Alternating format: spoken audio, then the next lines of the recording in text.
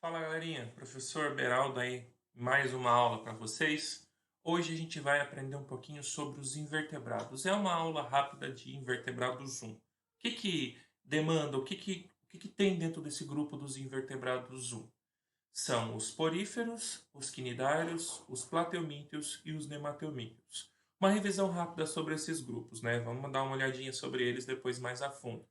Poríferos são principalmente as esponjas do mar, animais filtradores que ficam lá nos oceanos. Quinidários, águas vivas, caravelas portuguesas, anêmonas, grupos de pólipos e medusas que com seus tentáculos têm a capacidade lá de, com algumas pequenas células, soltar uma substância, liberar uma substância na gente e gerar aí uma queimadura nos humanos. Por isso o seu grande interesse por elas.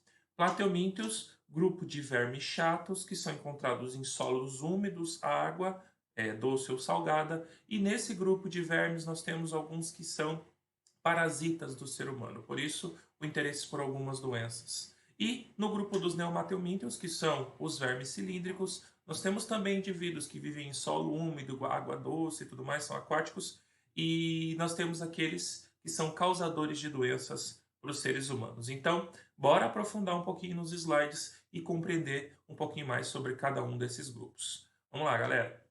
E aí, pessoal, vamos lá então falar sobre os nemateumintos. Que nome mais maluco, né? Nemateumintios são os vermes cilíndricos. Esses vermes cilíndricos, pessoal, eles têm várias características e vários indivíduos, onde esses indivíduos eles são encontrados em aproximadamente 18 mil espécies de animais que são encontrados em água doce, salgada, sólido úmido e também de vida parasitária, certo? E são divididos em rotíferas, gastrotrícia e nemátodas, que são os três grupos principais dos nematóides.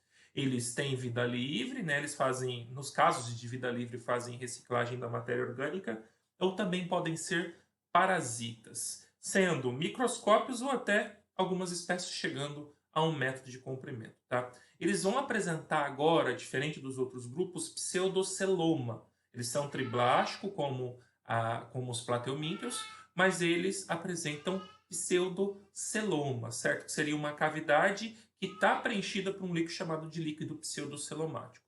Fazem digestão com um sistema digestório completo, ou seja, agora eles têm uma entrada, um tubo e uma saída. Boca, intestino e ânus. Novidade evolutiva, já que é o primeiro grupo que apresenta isso. E também simetria bilateral. Não tem sistema ainda respiratório e circulatório, tudo é feito por difusão, né? E a partir da respiração a gente fala de um sistema cutâneo, tubo digestório completo, como eu acabei de falar, excreção é feito tubularmente, com estruturas chamadas de túbulos em H, tá? Que fazem uma conexão com a parte interna do corpo e a parte externa. Sistema nervoso ainda muito simples, com anel nervoso, gânglios nervosos, que ajudam na movimentação do corpo desses indivíduos, já que ele faz movimentação por chicote, né?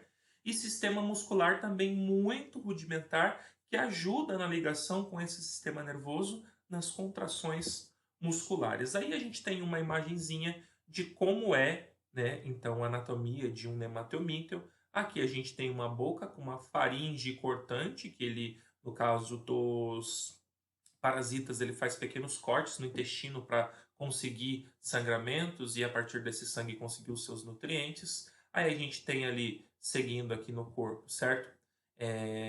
Uma faringe, essa faringe se liga com o intestino e lá no final do intestino o ânus. Aqui do lado a estrutura reprodutora, aqui no caso uma fêmea, então a gente tem um ovário e lá embaixo a abertura do canal genital. Toda essa parte que está em azul claro aqui é o que a gente chama de pseudoceloma. É um líquido, uma estrutura que fica dentro do corpo desses indivíduos e funciona como um preenchimento. Tá? Aqui no caso existe dimorfismo sexual entre algumas espécies. Essa é a famosa Ascaris lumbricoides, a lombriga, enquanto aqui eu tenho uma fêmea, o macho tem essa estrutura em formato de anzol no final do seu corpo, que ajuda ele a se fixar na fêmea durante o seu processo de reprodução. Falando em Ascaris, vamos falar então das doenças transmitidas pelos nemateumintios. A primeira delas, Ascaris lumbricoides, a lombriga, certo? que tem um ciclo muito simples. Uma pessoa, então, contaminada, faz as suas fezes com ovos de ascaris e, de alguma forma, outra pessoa ingere. Desculpa, pessoal. De alguma forma, outra pessoa ingere esses ovos. Esses ovinhos vão entrar pelo sistema digestório, certo? A fase larval chega no intestino, rompe a parede do intestino, cai na circulação sanguínea, vai pela circulação sanguínea acabar parando dentro dos pulmões, rompe um alvéolo pulmonar, sobe pelo sistema respiratório e, involuntariamente, é claro, é deglutido. Essa pessoa, ela acaba engolindo esses ovos, certo? E aí termina o ciclo de desenvolvimento. Desculpa, ela acaba engolindo essas larvas e aí termina o ciclo de desenvolvimento com as larvas chegando ao estágio adulto já no intestino, certo? A pessoa que tem ascaris lumbricoides, que tem lombriga, certo?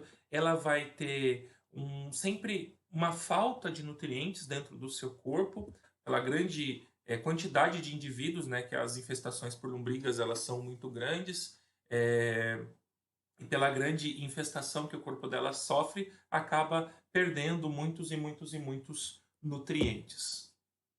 No caso da ancilostomose, que aí já seria uma outra doença, pessoal, causada pelo ancilostoma duodenale ou Necator americanus, nesse caso, essa doença também pode ser chamada de amarelão, tá? E é muito popular, conhecida por causa das histórias feitas pelo Monteiro Lobato a partir do Jeca Tatu, que era considerado um caipira, sempre prostrado, sempre quieto, preguiçoso e acometido pelo amarelão. Ou seja, ele tinha essa doença e as pessoas acabavam o chamando de preguiçoso, né, segundo a história, mas essa preguiça vinha da inanição, da falta de nutrientes causada pela própria doença, que é o amarelão.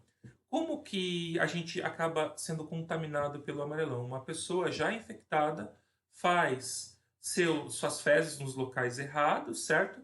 E a partir dessas fezes saem os ovos ficam no solo e as larvas penetram a pele, principalmente dos pés, né, que é onde a gente principalmente encosta no solo, tá? Pessoas que sentem-se no solo, por exemplo, contaminado também podem se contaminar. Essas larvas penetram a pele dos pés, caem na corrente sanguínea, certo? Caindo na corrente sanguínea, vão chegar a partir do sistema circulatório até o intestino. Tá? Então, anemia, pessoa fraca, com pele pálida e amarelada, é a clássica característica de uma pessoa contaminada por amarelão. E também geofagia, que seria a vontade de comer terra para suprir a perda excessiva de nutrientes. Qual que é a principal profilaxia para essa doença? É sempre andar calçado e ter saneamento básico, tudo bem? Próxima doença, bicho geográfico causador Ancylostoma brasiliensis. O bicho geográfico está relacionado diretamente com animais domésticos, já que eles podem ser hospedeiros da doença. Então, esses animais acabam defecando no local errado, em parques, em praças, em praias. As suas fezes estão cheias de ovos, né, do Ancylostoma brasiliensis. Esses ovos liberam larvas que ficam no solo e quando uma pessoa entra em contato com esse solo com as larvas, ela acaba se contaminando também por penetração ativa do verme na nossa pele. E à medida que esse verme ele vai se deslocando na nossa pele, ele vai deixando marcas, como mostra aqui nessas duas imagens. Por isso é chamado de bicho geográfico, desses caminhos por onde ele passa. A profilaxia principal é tomar cuidado com os animais domésticos e impedir que os mesmos façam as suas fezes nos locais errados, tudo bem?